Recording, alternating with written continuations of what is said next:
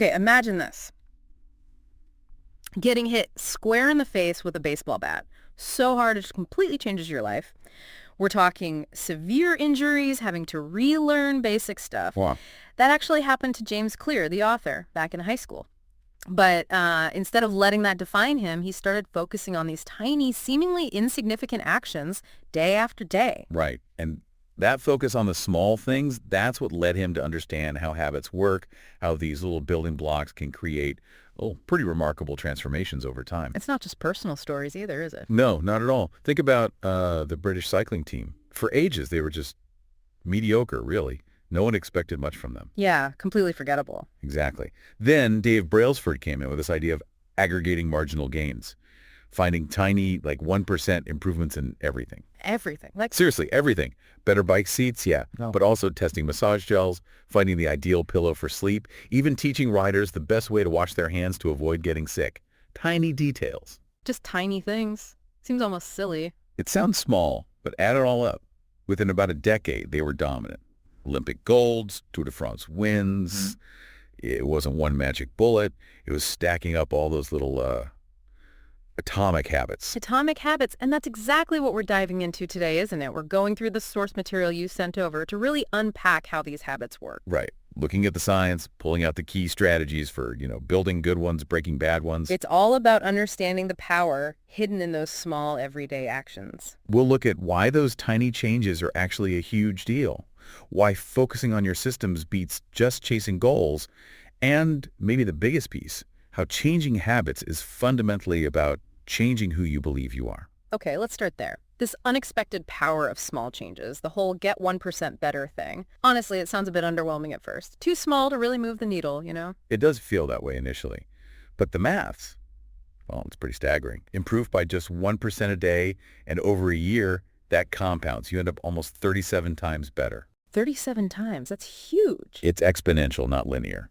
And the flip side is just as powerful, maybe more sobering. Get 1% worse each day. It barely registers day to day. Right, you don't notice it. But over a year, you basically decline down to almost nothing. Think about small stresses piling up, tiny bad decisions, little bits of negativity. They compound too. So the direction you're heading matters way more than how big any single step feels. Absolutely. And this compounding effect often gets missed because we're so focused on goals.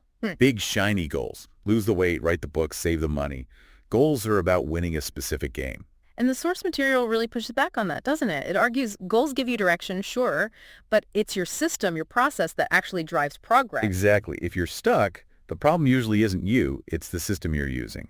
Think about it. Winners and losers often have the exact same goal. Everyone in the race wants to win. So the difference is the system, training, recovery, all that stuff. Precisely. The source even suggests that true long-term thinking is almost goalless. It's about constantly refining your system, playing the game continuously, not just winning this one time. Which leads to this really profound idea. Changing habits isn't just about the what you do, what you achieve. It's about the who you become. Yes, that's the heart of identity-based habits. The core argument is behavior that clashes with your self-image just won't last. If you see yourself as messy, keeping a tidy desk is always going to feel like a fight, right? It makes so much sense. And this idea that every action is like a vote for the kind of person you want to be. It's a great analogy. Do the workout. That's a vote for I'm a fit person. Skip it. Yeah. A vote against. These small habits are the evidence, the proof you build for yourself that this new identity is actually real. Like someone quitting smoking. It's not just I want to quit or I'll chew gum. It's I am a non-smoker. Exactly. That shift changes everything. The process laid out is simple, almost deceptively so.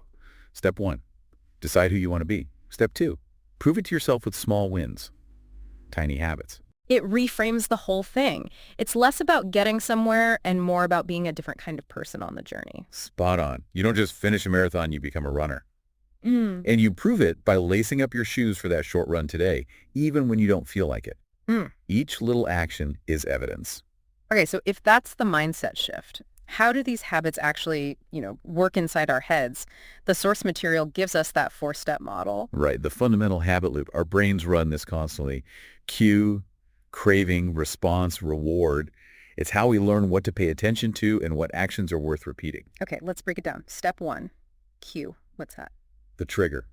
It's Any little piece of info could be something you see, hear, feel, even a time of day or a location that signals, hey, there's a potential reward nearby. Your phone buzzing, walking into the kitchen, feeling stressed. Gotcha. And the cue sparks a craving. Exactly. But here's the crucial bit. You don't crave the habit itself. You crave the feeling it delivers, the change in state, relief from boredom, reduction in stress, the hit of novelty. The craving is the desire to feel different. Which then leads to the response. The habit itself, the action, or even just a thought. Now, whether you actually do it depends on that craving strength, but also, critically, how easy it is. Friction is the enemy here. And finally, the reward. This closes the loop. It's the outcome that satisfies that initial craving, gives you pleasure, relief, whatever. And importantly, it teaches your brain, hey, that sequence, cue, craving, response, that worked. Let's remember that. Like the phone buzz example, buzz cue, want to know who messaged, craving, check phone response, curiosity satisfied, reward, loop complete. Precisely. And your brain logs it. Next time the phone buzzes, the urge to check is even stronger, more automatic. It becomes subconscious. The brain as this prediction machine, constantly scanning for these reward pathways. Absolutely. Like those classic experiments, Pavlov's dogs, Thorndike's cats, and the puzzle boxes. The brain learns to anticipate the reward just from the cue. Eventually, you don't even think about it. It just happens. Like that story of the clerk cutting up a valid credit card because the cue plastic card after a transaction automatically triggered the cut-up gift card response. Yeah, shows how deeply ingrained these automatic responses can become. We literally stop noticing the cues sometimes. Okay, so if we understand that loop, how do we actually use it? This takes us to the 4 laws of behavior change from the source. Law 1 relates to the cue. Make it obvious. Right. Since our brain responds to triggers, we need to make the cues for our good habits really stand out. Our environment shapes us so much, often unconsciously. Like those Dutch energy meters, put them in hallways where people saw them, energy use dropped, make the cue impossible to miss. So practical strategies, like the habit scorecard, just noticing what you already do. Awareness is definitely step 1. Just seeing your habits written down can be eye-opening. Then you get more proactive with implementation intentions. That's planning the exact when and where. Not just, I'll exercise more, but I will do 20 push-ups at 7 a.m. in my living room. Exactly that level of specificity. It attaches the habit to a concrete time and place cue, makes it obvious when it's supposed to happen. And habit stacking, using an existing habit as the trigger. Super powerful. After current habit, I will new habit. Like after I pour my morning coffee, I will meditate for 1 minute. Yeah. Your coffee routine is already automatic. It becomes the obvious cue for meditation. It leverages what's already there, like that Diderot effect story. The new robe makes him want all new matching stuff. One cue triggers a chain. Yeah, though hopefully for more positive habits. Mm-hmm. And specificity matters in stacking. After coffee is better than just in the morning. Clearer cue. So for breaking bad habits, we flip it, make it invisible. Remove the trigger. Take away the cue.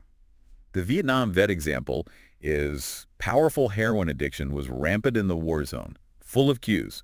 Back home, different environment, different cues. Most just quit. So, want to watch less TV? Make the remote harder to find. Unplug the TV. Want to snack less? Don't leave cookies on the counter. Exactly. Reduce exposure to the cue. Out of sight, out of mind. Quite literally sometimes. Okay, Law 2 targets the craving. Make it attractive. How do we boost the desire for the good stuff? Well, a huge driver of craving is our social environment. We're wired to fit in, to imitate people around us, family, friends, the popular crowd, people we admire. So if your friends are all runners, running becomes more attractive. Definitely. You crave belonging, so adopting the group's habits feels good. Joining a group where your desired behavior is the norm makes it instantly more attractive. Think of the Polgar sisters in chess. Their family made it the central, cool thing to do. And dopamine's involved here too, right? Not just for the reward, but the wanting. Oh, absolutely. Dopamine spikes in anticipation of a reward. It's the chemical messenger of desire, driving you to seek it out. That's why slot machines or checking notifications is so compelling. The unpredictable possibility of a reward keeps that dopamine system firing. So how do we hack that for good habits? Temptation bundling. Yeah, that's a great strategy.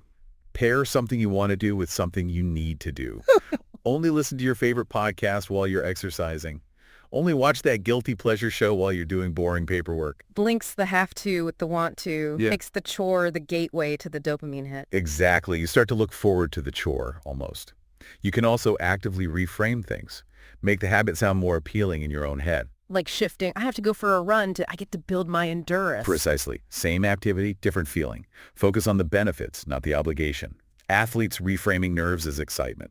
Ed Lattimore, the writer, just putting on headphones even with no music became his cue for focus because he built that positive association.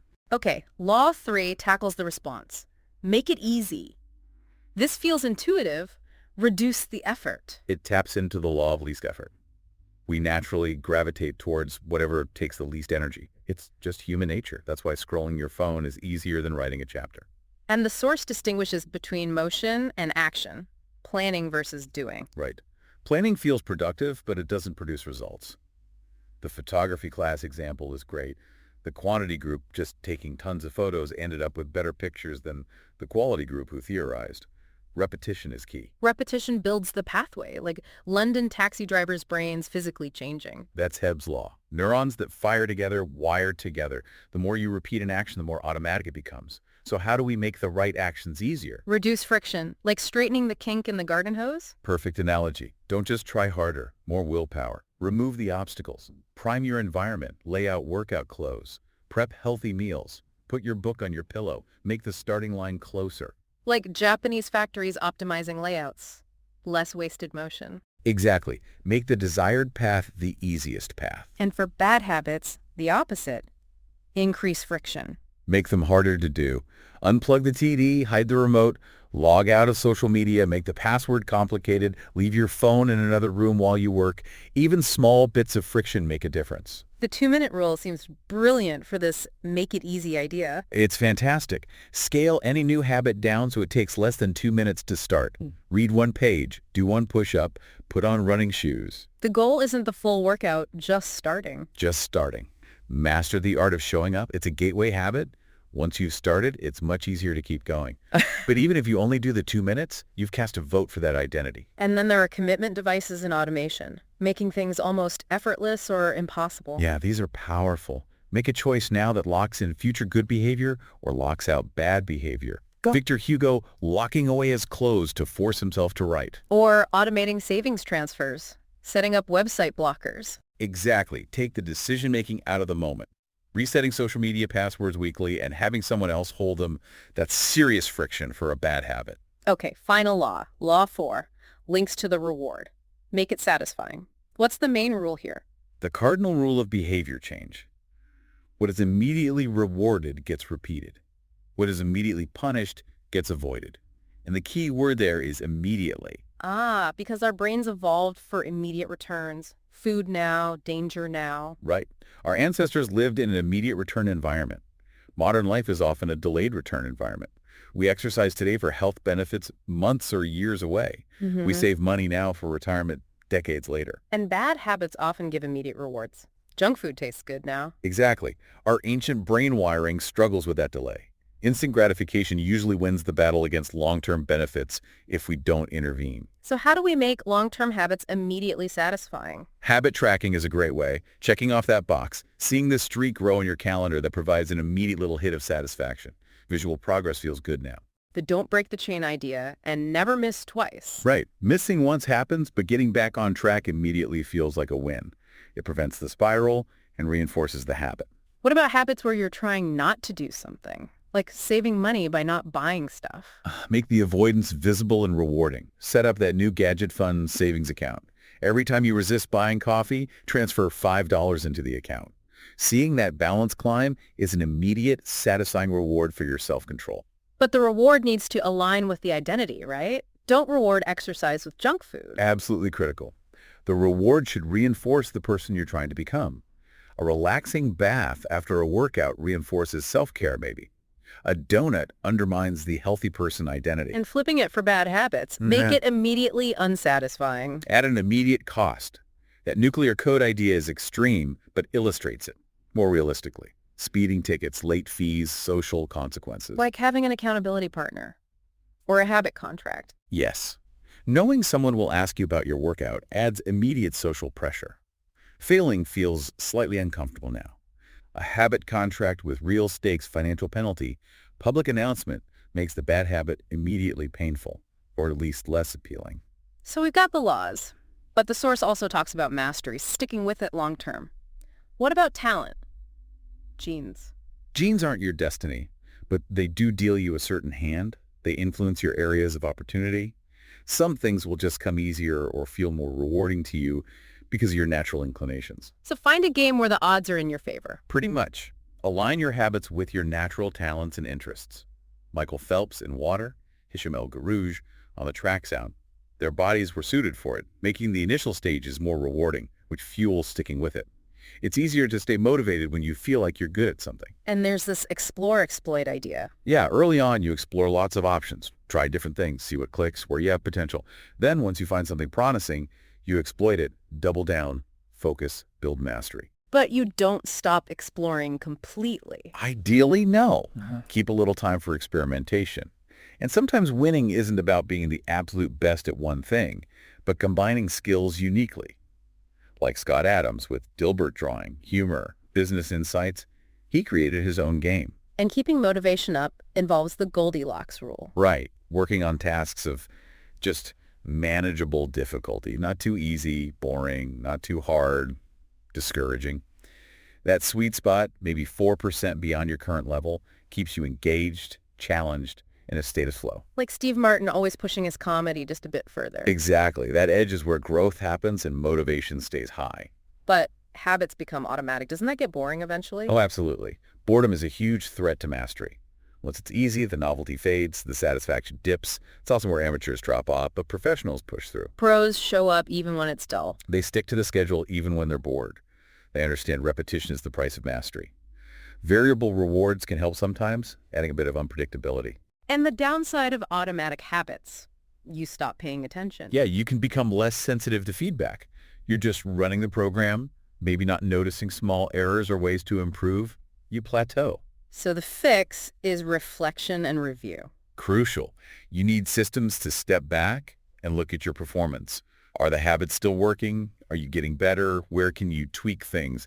Like Pat Riley with the Lakers tracking stats meticulously. Regular review keeps you conscious and allows for adjustments. An annual review, maybe a weekly check-in. Whatever works to force that objective look and make course corrections. And this loops back to identity again, doesn't it? Mastery requires evolving. It does. You can't get too attached to your current identity. You have to be willing to unlearn things, upgrade your beliefs, become the next version of yourself. And remember that plateau of latent potential. Right, where progress seems stalled, but it's building up underneath. Exactly. Keep putting in the work, trusting the process. The results are compounding, even if you can't see them yet. The breakthrough often comes after that period of seemingly slow progress. So wrapping this up, it really comes down to this. Remarkable results aren't usually about one giant leap. They're the product of all those tiny atomic habits, stacking up day after day, week after week. It's the accumulation. And by understanding that core loop cue, craving, response, reward, and using the 4 laws, obvious, attractive, easy, satisfying, and their opposites, you get a practical toolkit. A toolkit for designing your habits, your environment, your life, really, to make the good stuff easier and the bad stuff harder. And remembering that every single tiny habit is a vote for the kind of person you want to become.